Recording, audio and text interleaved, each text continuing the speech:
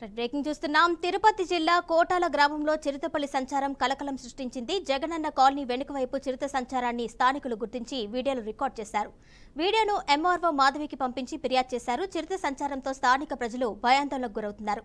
చిరుతపులి సంచారాన్ని ఫారెస్ట్ అధికారులు నిర్ధారించారు. అప్రమత్తంగా ఉండాలని ప్రజలకు సూచించారు.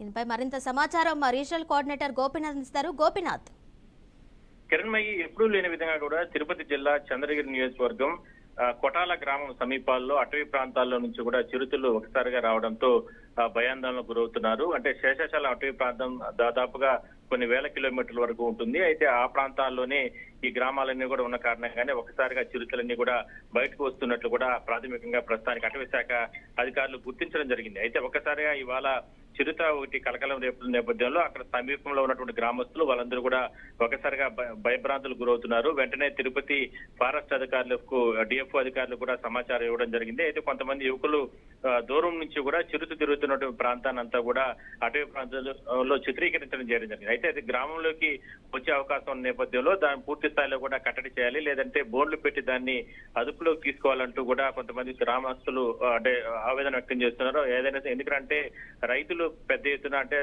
పంట పొలాల వద్దకు వెళ్తూ ఉంటారు కాబట్టి, లేదంటే స్కూల్ కి పిల్లలు వాళ్ళందరూ కూడా వెళ్తూ ఉంటారు కాబట్టి అదంతా కూడా అటవీ ప్రాంతం కావడంతో ఒక భయానకమైన పరిస్థితులు ఉన్నాయి. కాబట్టి అటవీ శాఖ అధికారులు స్పందించాలనేది ప్రధానంగా వాళ్ళ డిమాండ్. ప్రభుత్వం కూడా దీనిపైన దృష్టి పెట్టాలనేది ఎప్పుడూ లేని విధంగా కూడా ఈ రకంగా జరుగుతుంది. కాబట్టి స్థానిక ఎమ్మెల్యే అంటే చంద్రగిరి ఎమ్మెల్యే పులివర్తి నాని దృష్టికి కూడా ఈ విషయాన్ని తీసుకెళ్లడం జరిగింది. Kiranmayi. Right Gopinath, thank you.